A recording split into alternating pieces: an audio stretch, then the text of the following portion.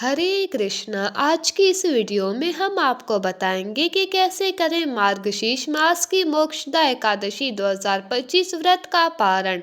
क्या होगा मोक्षदा एकादशी व्रत को खोलने का सही समय और सही तरीका। क्या होगी मोक्षदा एकादशी व्रत को खोलने की पूजा विधि और एकादशी व्रत को खोलते समय क्या गलतियां आपको भूल से भी नहीं करनी है। तो ये सब जानना चाहते हैं तो वीडियो अंत तक जरूर देखें। मोक्षदा एकादशी साल में आने वाली सबसे बड़ी और खास एकादशियों में से एक है, क्योंकि इसी दिन भगवान श्री कृष्ण ने कुरुक्षेत्र में अर्जुन को गीता का ज्ञान दिया था। इसीलिए इस एकादशी को गीता जयंती यानी गीता के जन्म उत्सव के रूप में भी मनाया जाता है। इसी दिन से संसार में भागवत गीता की स्थापना हुई थी। मोक्षदा एकादशी का व्रत रखने से सभी प्रकार के कष्टों से मुक्ति मिलती है और जीवन में सुख समृद्धि की वृद्धि होती है और इस जन्म के बाद साक्षात वैकुंठ लोक की प्राप्ति भी होती है। इस बार मोक्षदा एकादशी का व्रत 1 दिसंबर को रखा गया है। इस मोक्षदा एकादशी का व्रत खोलने के लिए एकादशी की तिथि का समाप्त होना आवश्यक है। इस बार ये एकादशी की तिथि समाप्त हो रही है 1 दिसंबर 2025 सोमवार को शाम 7:01 तक। पर सिर्फ एकादशी की तिथि खत्म होने पर ही एकादशी का व्रत नहीं खोलना चाहिए, क्योंकि एकादशी के बाद चलने वाले हरिवासर के समय में भी मोक्षदा एकादशी का व्रत नहीं खोलना चाहिए। ऐसा करने से एकादशी व्रत करने का सारा पुण्य नष्ट हो जाता है। इस बार ये हरिवासर का समय समाप्त होगा 1 दिसंबर 2025 सोमवार को रात 12 बजे तक। यानी आपको 1 दिसंबर को रात 12 बजे तक भी अपना मोक्षदा एकादशी का व्रत नहीं खोलना चाहिए।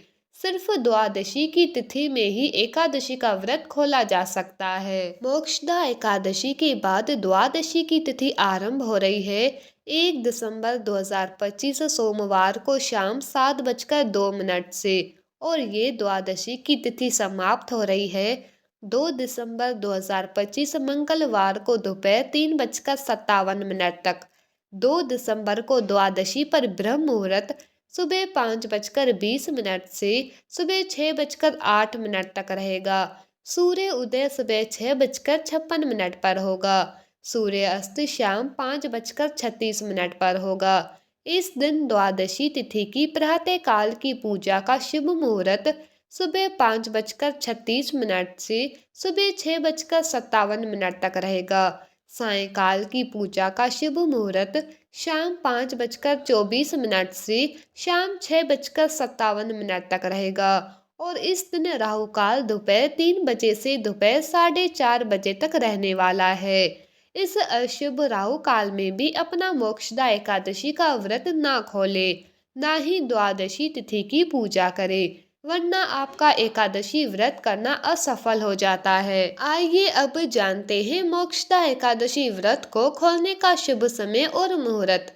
इस बार मोक्षदा एकादशी का व्रत खोलने का सबसे शुभ मुहूर्त होगा 2 दिसंबर 2025 मंगलवार को सुबह 6:57 से सुबह 9:03 के बीच। इसी तय शुभ मुहूर्त में अपना मोक्षदा एकादशी का व्रत खोलने से आपको गीता जयंती और एकादशी के व्रत का संपूर्ण फल भगवान श्री हरि विष्णु और श्री कृष्ण से प्राप्त होगा। आइए अब जानते हैं मोक्षदा एकादशी व्रत को खोलने की यानी मोक्षदा एकादशी व्रत का पारण करने की संपूर्ण पूजा विधि। एकादशी व्रत का पारण करने से पहले ये ध्यान रखें कि मुहूर्त के हिसाब से द्वादशी तिथि शुरू हो चुकी हो। अगर द्वादशी तिथि सूर्य उदय से पहले ही समाप्त हो गई हो तो एकादशी व्रत का पारण सूर्य उदय के बाद करें। इस बात का खास ख्याल रखें कि द्वादशी तिथि के अंदर ही पारणा ना करना पाप करने के समान होता है।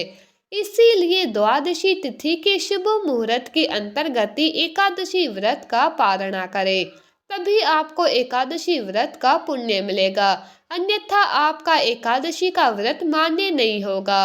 एकादशी व्रत का पारण समय सुबह यानी प्रातः काल का ही होता है। व्रत करने वाले श्रद्धालुओं को मध्याह्न यानी शाम के दौरान व्रत को तोड़ने से बचना चाहिए।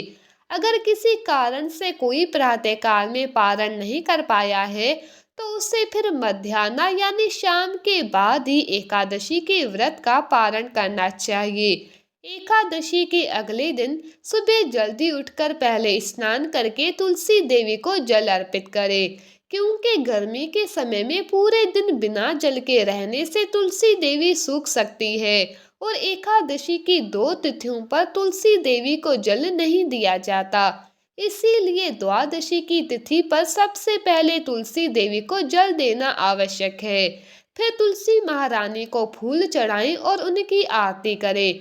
आरती करके उनकी 7 बार परिक्रमा करें। तुलसी देवी की रोज परिक्रमा करने वाले मनुष्य को कभी भी यमराज के दर्शन नहीं करने पड़ते।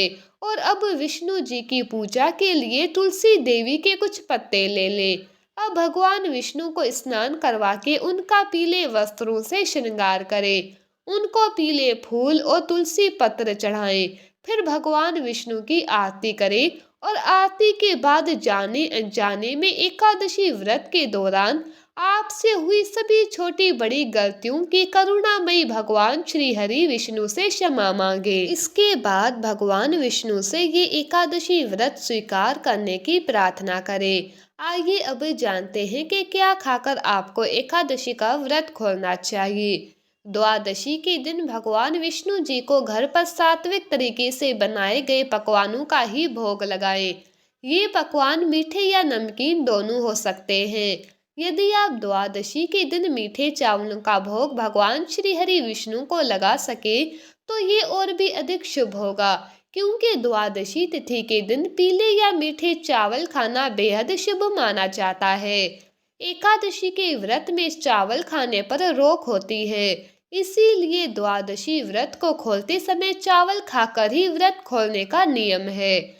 मान्यता है कि एकादशी के दिन चावल खाने से शरीर छोड़ने के बाद वो मनुष्य रेंगने वाले जीवों के रूप में जन्म लेता है, लेकिन द्वादशी को चावल खाकर एकादशी व्रत को खोलने वाला मनुष्य मोक्ष को प्राप्त करता है। आपको एकादशी व्रत का पारण करने के लिए पकाए जा रहे भोजन में गाय के शुद्ध देसी घी का प्रयोग जरूर करना चाहिए। ये सेहत के लिए भी अच्छा होता है और इसमें शुद्धता भी होती है। आंवले के पेड़ पर भगवान श्री हरि विष्णु का वास होता है। इस कारण आंवले का भी एकादशी के व्रत में विशेष महत्व माना गया है। इसीलिए एकादशी व्रत का पारण करने के दौरान आप आंवला भी खा सकते हैं। आंवला खाकर एकादशी व्रत खोलना भी बहुत शुभ होगा। इससे आपको अखंड सौभाग्य, निरोगी स्वस्थ शरीर और संतान सुख की प्राप्ति होती है। आप द्वादशी के दिन एकादशी व्रत खोलने के लिए जो भी सात्विक भोजन बनाएं, उसी भोग और भगवान श्री हरि विष्णु को चढ़ाई गई तुलसी की पत्ती को पानी के साथ लेकर ही अपना व्रत खोलें। पर ये ध्यान रखें कि एकादशी व्रत का पारण किसी मीठी चीज से भी किया जा सकता है। व्रत के पारण के लिए आप भगवान श्री हरि विष्णु को भोग में मिठाई और मौसमी फल भी दे सकते हैं। पारण के भोजन में सेम की सब्जी खाने का भी विशेष महत्व माना जाता है। विशेष तौर पर एकादशी के व्रत में सेम को कफ और पित्त का नाशक माना गया है। ऐसे में एकादशी व्रत का पारण करते समय सेम को एक अच्छे भोज्य पदार्थ के रूप में देखा और माना जाता है। पारण के दौरान आप सूखे मेवे जैसे कि बादाम, पिस्ता, अखरोट और किशमिश भी खा सकते हैं। इसके अलावा दूध और दूध से बनी मिठाइयाँ या चीज़ें भी एकादशी के व्रत के पारण में खाई जा सकती है। ऐसे ही और ज़रूरी जानकारियाँ और व्रत कथाओं के लिए हमारे चैनल को अवश्य सब्सक्राइब कर लें। हरे कृष्णा।